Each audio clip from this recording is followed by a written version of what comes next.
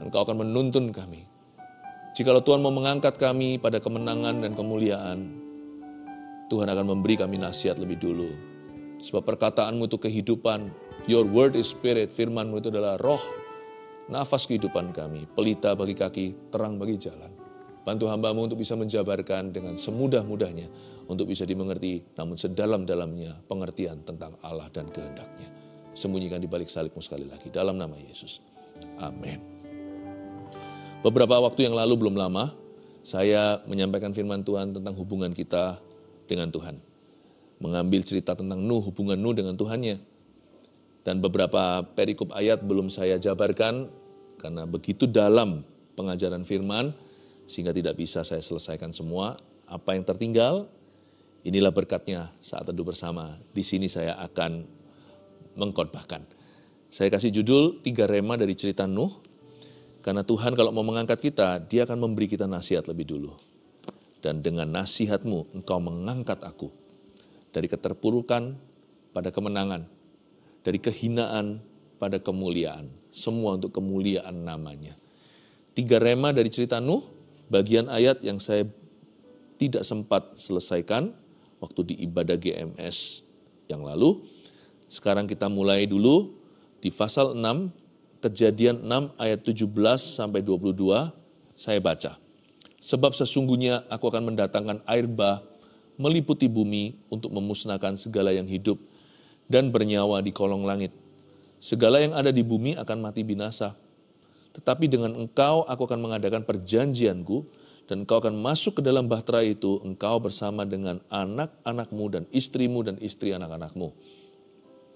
Dan dari segala yang hidup, dari segala makhluk, dari semuanya haruslah engkau bawa satu pasang ke dalam bahtera itu, supaya terpelihara hidupnya bersama-sama dengan engkau. Jantan dan betina harus kau bawa.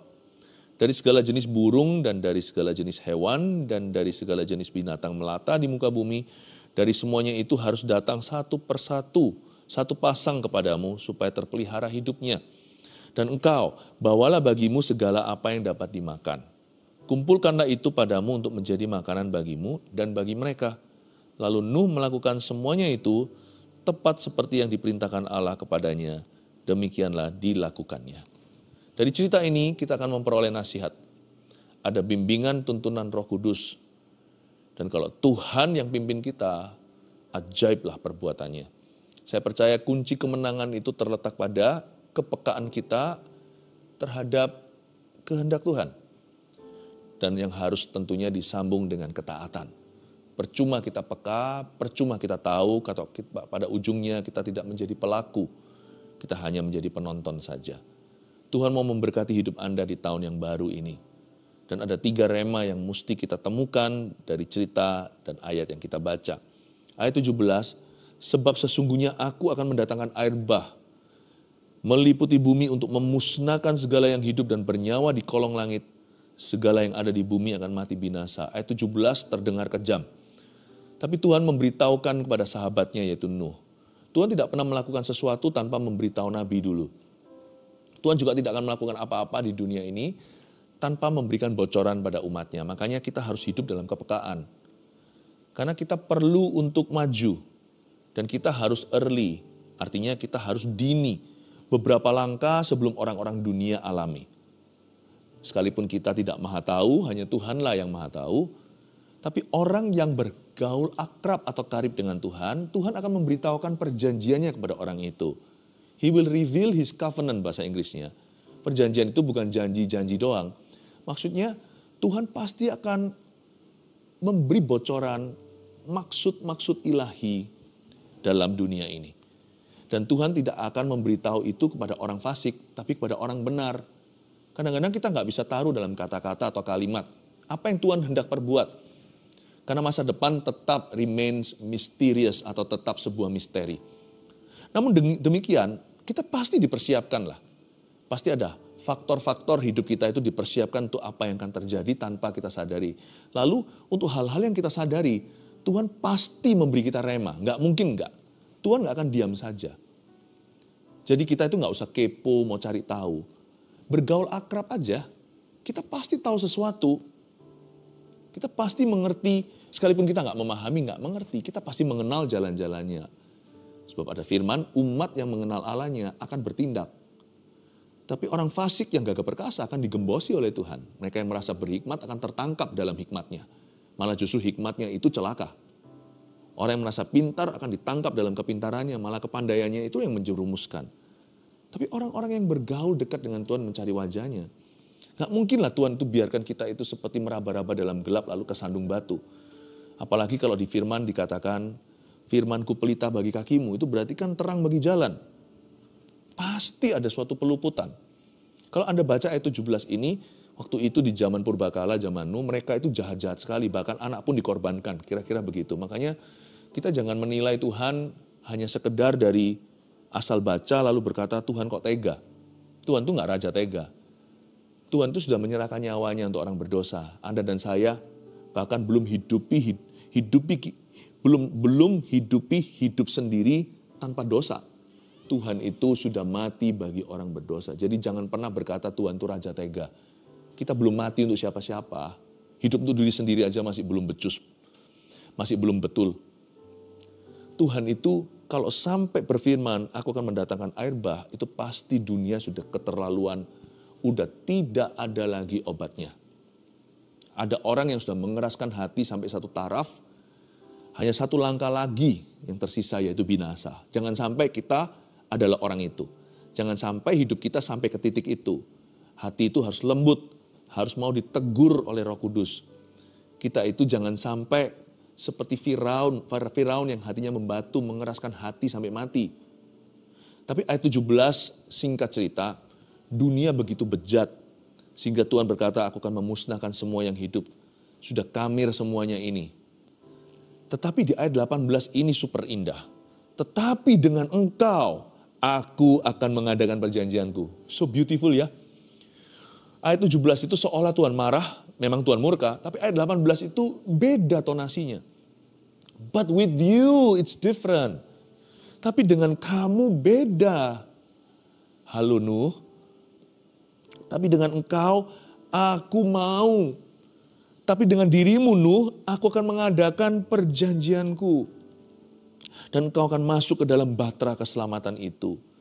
Tapi gara-gara kamu, kata Tuhan pada Nuh, anak-anakmu, bahkan istri-istri mereka, dan istrimu sendiri, semua juga akan kuselamatkan.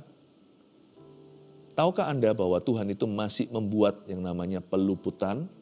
Keluputan itu masih terjadi. Makanya kalau kita itu hidupi tahun ini, jangan hanya minta sama Tuhan luputkan dari hukuman dunia.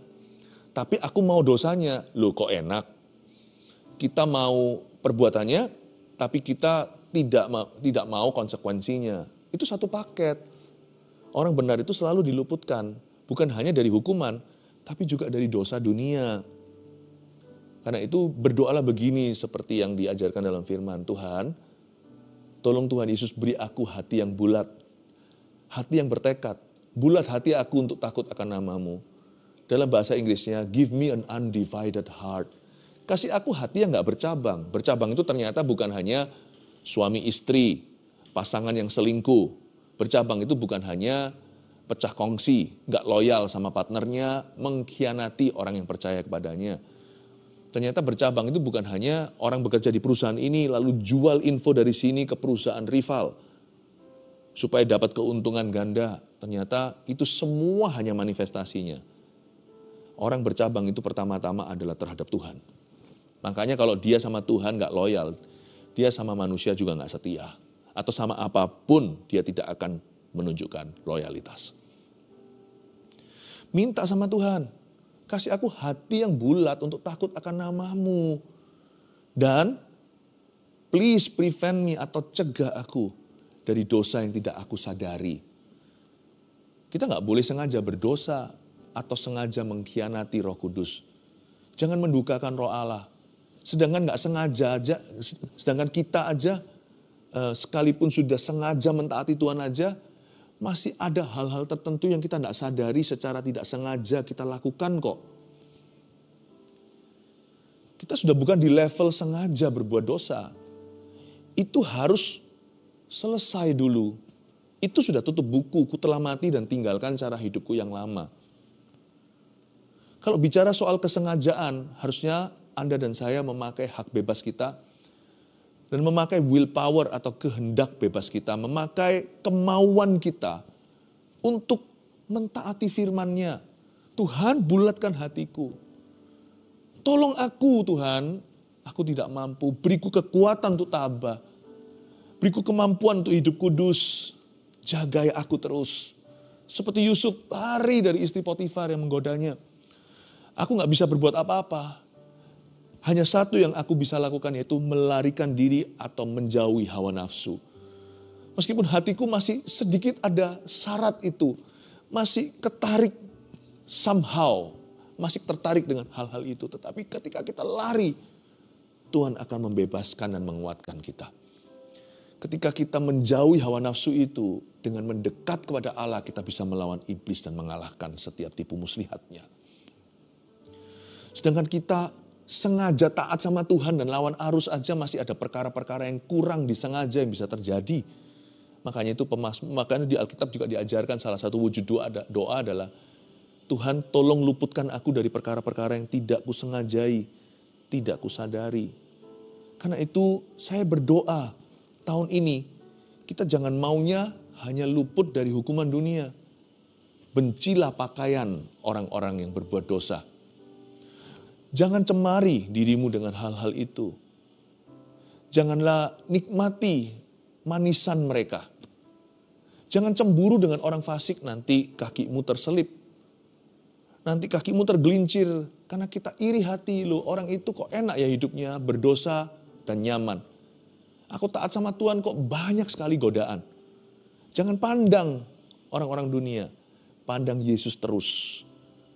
Tetapi dengan engkau aku akan mengadakan perjanjianku, kata Tuhan kepada Nuh. Karena hidupmu beda Nuh, kamu tidak akan menanggung hukuman dunia. Kan kamu juga tidak melakukan dosa mereka. Dan kamu juga tidak mengorbankan wangi-wangian mereka. Kamu tidak mencemarkan dirimu dengan perbuatan lalim mereka. Kamu sendiri menjaga hatimu. Sehingga kamu tidak sama dengan mereka. Tetapi dengan engkau, aku akan mengadakan perjanjianku. Kamu akan masuk Batrah, mereka akan tenggelam di air bah. Kamu kuselamatkan, mereka binasa. Kenapa kamu harus menanggung hukuman mereka? Kamu tidak ikut-ikutan dengan dosa mereka. Ayat 18 itu perkecualian. Orang benar itu diluputkan. Tapi kalau kita diluputkan dari hukuman, kita harus diluputkan dulu dari dosa mereka. Tahun ini hidupmu harus beda. Orang lain free sex, jangan ikut-ikutan, hai anak muda. Setiap orang di luar sana itu mungkin selingkuh itu biasa, apalagi di dunia kerja. Anda jangan terbawa arus. Keluarga Anda kudus. Orang mau bilang apalah, nggak apa-apalah, asal pasangannya nggak tahu. Asal kamu tanggung jawab tetap hidupi rumah tanggamu. Norma dan moralmu, itu tanggung jawab ke Kristus. Kita tidak berdosa bukan karena takut ketahuan. Kita tidak berdosa karena takut akan Tuhan. Tetapi dengan engkau aku akan mengadakan perjanjianku. Kamu mesti hidup beda Nuh. Kalau Nuh, dia sudah hidup beda. Makanya dia tidak ikut-ikut dihukum oleh Allah lewat air bah. Mari kita beda. Kalau sekarang bahasa yang klise atau yang klasik sekali di sekolah, jangan ikut-ikutan nyontek. Peduli amat kalau teman-temannya berkata, fanatik kamu. Biarin mereka bilang apa, nggak apa-apa. Anggaplah itu pujian kalau kita fanatik sama Tuhan. Daripada kita tidak fanatik sama siapa-siapa, ini iya, itu iya, kompromi melulu. Kayak begitu kan seperti bunglon yang ganti-ganti warna. Tergantung siapa yang kita layak, tergantung siapa yang saat itu melihat kita. Tetapi dengan engkau, aku akan mengadakan perjanjianku. Kamu beda Nuh, miliki kesaksian ini, keluarga Saat Teduh Bersama. Tahun ini kita mesti hidup beda. Jadi jangan sampai kita hanya alergi hukuman, tapi juga alergi manis-manisan dunia. Kalau kita tidak ikut sama dosa mereka, kenapa kita harus dihukum sama mereka? Kesusahan orang benar memang banyak kata Alkitab, tapi Tuhan meluputkan, tapi Tuhan melepaskan dia dari semuanya itu. Siapa bilang kalau kita taat sama Kristus hidup kita mulus? Enggak. Kadang-kadang kita harus pikul salib, bukan kadang-kadang. Setiap kali kita mesti rela memikul salibnya. Gara-gara taat sama Tuhan, mungkin kita dirugikan. Mungkin kita disalah mengerti. Mungkin kita difitnah, dikucilkan, dijauhi. Bahkan mungkin kita tidak bisa memakai cara dunia menghalalkan segala cara untuk mendapatkan keinginan kita. Mungkin kita nggak bisa bypass proses Tuhan atau lewati prosesnya begitu saja. Kita nggak bisa mendapatkan hasil yang instan. Mau kaya, mencuri, merampok bank. Kita nggak boleh lakukan itu. Karena firman Tuhan berkata jangan mencuri, jangan berbuat jahat. Maka kita harus menabung pelan-pelan. Tapi pasti ada perbedaan antara orang benar dan orang fasik. Kesusahan yang kita tanggung itu adalah salib. Dan salib itu mulia. Penderitaan yang kita alami itu diizinkan Tuhan karena ketaatan. Pasti ada upah menanti. Pasti ada perkenanan. Pasti ada penyertaan. Pasti beda dengan kesengsaraan dan penderitaan yang harus dialami oleh orang fasik. Karena kesusahan mereka itu akan menghancurkan mereka. Tapi kesusahan orang benar itu adalah gizi rohaninya. Penderitaan yang harus kita tanggung bukan karena dosa kita, tapi karena taat firman itu akan mendatangkan pahala. Tetapi dengan engkau aku akan mengadakan perjanjianku. Anak-anakmu dan istri-istri mereka pun akan masuk dalam perjanjian itu. Keturunanmu akan beda. Di bawahmu nanti, turun-temurun anak cucumu akan selalu ada orang-orang pilihan Allah. Selalu ada orang-orang benar. Kamu pasti beda. Ayo sama Tuhan tuh jangan pikirannya transaksi. Aku taat dapat apa? Aku setia, Tuhan kasih aku apa? Jangan transaksi. Pikirannya harus jangka panjang. Sama Tuhan itu hubungan kita tuh seumur hidup, bahkan masuk ke dalam kekekalan. Jangan pikirannya itu seperti bisnis kalau sama Tuhan Yesus. Mari kita pegang erat-erat janji Tuhan. Bahwa kalau kita hidup beda, keturunan kita pun akan diberkati oleh Tuhan. Tidak akan meminta-minta roti anak cucu kita nanti. Saya percaya berkat kita datangnya dari Tuhan. Bukan datang dari mencuri, bukan datang dari merampas, bukan dari kompromi. Hidup ikut Tuhan itu bahagia dan bahagianya penuh. Amin. 3 rema dari cerita Nuh yang berikutnya saya bacakan di ayat 19 lagi. Dan dari segala yang hidup, dari segala makhluk, dari semuanya, haruslah engkau bawa satu pasang ke dalam bahtera itu. Supaya terpelihara hidupnya bersama-sama dengan engkau, jantan dan betina harus kau bawa. Tuhan suruh Nuh untuk mengambil hewan sepasang demi sepasang, supaya jangan sampai punah. Ayat 20, dari segala jenis burung dan dari segala jenis hewan, dari segala jenis binatang melata di muka bumi, dari semuanya itu harus datang satu pasang kepadamu supaya terpelihara hidupnya. Pertanyaannya di ayat 19 dan 20, bagaimana caranya? Tuhan kasih Nuh sebuah impossible task atau sebuah tugas yang gak mungkin bisa dia lakukan. Kamu harus tangkap semua jenis hewan, pasangan-pasangan mereka, setiap jenis itu sepasang, kamu bawa masuk dalam bahtera. Mungkin beberapa hewan lebih mudah ditangkap. Kelinci mungkin. Tapi kalau hewan buas gimana? Masa mereka mau nurut sama kita? Kalau hewan liar maksudnya. Jikalau hewan piaraan mungkin bisa di-training, bisa dilatih. Bagaimana dengan macan? Bagaimana dengan segala jenis burung? Gimana nangkepnya? Gimana membujuk mereka untuk mendarat? Tapi inilah keajaibannya. Kalau Tuhan suruh kita lakukan sesuatu, kita percaya dulu. Dan percaya saja. Only believe, seperti lagu itu. Only believe, all things are possible. Only believe, only believe, all things are possible. Only believe. Percaya saja, segala sesuatu mungkin bagi Tuhan. Asal Tuhan yang berfirman, kita nggak langsung berdebat soal metodenya. Kalau Tuhan berjanji, terima mentah. Kalau Tuhan sudah memberikan bahan mentahan, yaitu perjanjian atau janji Tuhan, Tuhan pasti memberi kita semua toolnya untuk kita bisa memasak mentahan itu menjadi sesuatu. Pasti Tuhan buka koneksi. Pasti Tuhan memberikan infrastrukturnya. Pasti Tuhan memberi fondasi. Pasti Tuhan juga akan kirimkan orang. Pasti ada jalan di mana tidak ada jalan. Tuhan kalau suruh kita naik ke level 7, pasti ada tangga ke situ. Tapi waktu Tuhan suruh kita, waktu kita dengar suara Allah, katakan amin dulu. Firman-Nya ya dan amin, asal ada di dalam Alkitab. Asal itu firman Allah yang kita dapatkan lewat doa ketika kita mencari wajahnya, keluar dari persekutuan kita yang hidup dengan Kristus. Say yes. Waktu itu Nuh berkata, ya Tuhan. Tidak pernah tertulis Nuh ragu, Nuh tertawa. Seperti Zakaria ketika diberitahukan bahwa istrinya yang sudah super tua itu akan melahirkan Yohanes Pembaptis.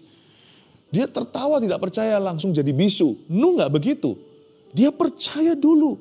Only believe. Tahu nggak kunci mujizat itu sebenarnya hanya percaya saja. Ya ngomong enak Pastor Philip. Tapi dilakukan, pertama-tama kalau Tuhan berfirman itu Tuhan nggak suruh kita melakukan apa-apa dulu. Kelakuan nomor 1 untuk meresponi firman itu. Kata aktif pertama yang harus kita persembahkan adalah believe. Sebelum kita melakukan sesuatu lebih dari itu, berbuat sesuatu lah, kontak seseorang lah, mengusahakan lah, meeting dulu lah, pilih strateginya, timingnya kapan, mulai dari step 1, langkah ke-1 apa dulu sebelum itu. Sebelum ini, apa dulu yang harus kupersiapkan. Itu semua pikiran logika diperlukan nanti. Tapi itu semua percuma kalau Anda tidak percaya di depan ketika Tuhan berfirman. Karena itu semua nanti langkah-langkahmu akan menjadi usaha manusia dan timbul dari keraguan-raguan iman. Kebimbangan kau tidak akan dapat apa-apa. Jadi kalau Tuhan berfirman, langkah paling smart, the wisest thing to do, paling berhikmat adalah percaya dulu dan percaya saja. Yes, I believe. Kalau temannya tanya atau istrinya sendiri tanya, istri Nuh berkata, Papa, ya. Lalu gimana caranya nangkep burung-burung itu? Nggak tahu. Tapi kalau Tuhan berfirman, Tuhan pasti tahu. Percaya dulu. Mungkin orang-orang sekitarnya berkata, bagaimana itu mungkin bisa terjadi? Apakah kau gila? Gimana caranya? Belum lagi berapa jenis hewan itu yang harus dikumpulkan. Membuat bahtera, jangankan kumpul hewannya, bikin kapal di atas pegunungan. Kapal segede itu, ratusan meter panjang lebarnya semua, mana bisa? Udahlah, jangan tanya dulu why, mengapa. Jangan tanya what, tapi perhatikan who, siapa yang berbicara kepadamu. Percaya dulu, percaya saja. Itulah kunci mujizatmu di tahun ini. Dan Tuhan itu luar biasa, Tuhan tidak pernah mengecewakan. Nanti setelah step 1, langkah ke-1-nya betul. Aku percaya Tuhan, trust and obey. Aku taat saja. Tiba-tiba waktu kita melangkah, Petrus berjalan di atas air. Ketika Nuh membuat bahtera, itu hewan bisa datang sendiri setor muka. Nggak disuruh, tidak ada publikasi, tidak pakai taktik apa-apa. Mau hewan-hewan yang liar, hewan piaraan, ternak, tidak pandang bulu. Semua datang sepasang-sepasang satu persatu. Dan mereka langsung masuk begitu aja, manisnya, nurut sekali. Seperti sudah di-training, memang betul sudah di-training dan dilatih oleh Tuhan yang Maha Kuasa. Masa mungkin Allah tidak mengenapi firman-Nya? Itu hewan-hewan datang sendiri, setor dirinya kepada Nuh, masuk ke dalam bahtera. Itulah keajaiban. Persisnya seperti apa kita nggak tahu, aslinya itu seperti apa. Saya kepingin tahu suatu hari, saya kepingin nanti kalau kita semua sudah di sorga suatu saat nanti, kepingin interview Nuh. Sebenarnya secara spesifik gimana sih kejadiannya? Tapi intinya adalah Tuhan tidak pernah gagal mengenapi firman-Nya sendiri. Jadi kita jangan gagal percaya. Kuncinya itu only believe. Coba lihat sekarang ayat ke-21. Dan engkau bawalah bagimu segala apa yang dapat dimakan. Kumpulkanlah itu kepadamu untuk menjadi makanan bagimu dan bagi mereka. Lalu Nuh melakukan semuanya itu tepat seperti yang diperintahkan Allah kepadanya. Demikianlah dilakukannya. Ayat 21, Anda perhatikan Tuhan suruh Nuh apa? Nuh, hewan itu akan datang sendiri. Tapi makanan mereka dan makananmu, kamu harus store, kamu harus kumpulkan dan simpan. Ada bagianku, ada bagianmu, ada bagiannya Nuh, ada bagiannya Tuhan. Tuhan berkata, aku tidak mau kamu malas, iman itu tidak menghapus peran. Iman itu justru mengurapi peran kita. Di bagian kita sebagai manusia, kalau kita beriman sama Tuhan, kita memperoleh kekuatan untuk melakukan kehendak-Nya. Dan kita memperoleh kekuatan untuk melakukan perintahnya. Tuhan beritahu, dan engkau Nuh, kamu bawa bagimu segala apa yang dapat dimakan. Itu gak perlu aku yang bawa kan, kata Tuhan. Kalau hewan satu persatu mereka datang kepadamu di depan pintu Bahtera nanti. Tapi kalau makanan, lu kumpulin sendiri. Bukankah Nuh itu petani? Kalau Anda baca ya, dia punya profesi itu, dia seorang yang mengerjakan tanah. Nuh, kamu punya waktu sekitar puluhan tahun membuat Bahtera. Bahtera itu dibuat kurang lebih 70 tahun. Nuh bisa kumpulkan banyak itu, sedangkan Yusuf di Mesir aja, nanti di kitab Kejadian, dia mengumpulkan 7 tahun dalam kelimpahan, itu bisa beli satu Mesir kok, bisa ngasih makan Timur Tengah kok. Pasti 70 tahun dia bisa kumpulkan banyak makanan yang cukup untuk para hewan. Seluruh Bahtera itu nggak mungkin diisi hanya dengan binatang. Juga harus ada gudang untuk makanan. Dan Nuh mengumpulkan makanan itu, kumpulkan itu padamu untuk menjadi makanan bagimu dan bagi mereka. You know, berkat Tuhan itu tidak selalu datang lewat mujizat. Ada berkat Tuhan yang Tuhan berikan melalui persiapan kita yang matang. Dan juga melalui pengaturan yang baik. Some blessings come from good management. Ada berkat tertentu diberikan kepada kita karena kita manage resources atau karena kita bisa memanage, mengelola sumber daya yang Tuhan berikan seperti waktu, talenta, perencanaan kita. Jangan kita itu ngeflow, udah gampang tahun ini mau apa nanti terserah Tuhan. Loh, ada hal-hal yang terserah Tuhan, ada hal-hal yang Tuhan serahkan kepadamu. Kalau Tuhan sudah serahkan kunci kerajaan sorga, jangan terus begini sama Tuhan, lempar-lemparan. Berarti ada sesuatu di tangan Anda. Jadi jangan sampai kita salah kaprah. Ada berkat itu yang dari mujizat. Tapi ada berkat yang kita kelola. Ada yang tumbuh sendiri dari tanah, tapi nanti tahun ketiga kamu harus buat kebun anggur. Bahkan tahun kedua sudah apa yang kamu tanam dari tahun sebelumnya. Berkat Tuhan itu ada pada good preparation and wise management. Pakai intelligence kita. Pakai sesuatu yang Tuhan sudah berikan. Kita nggak perlu jadi Einstein.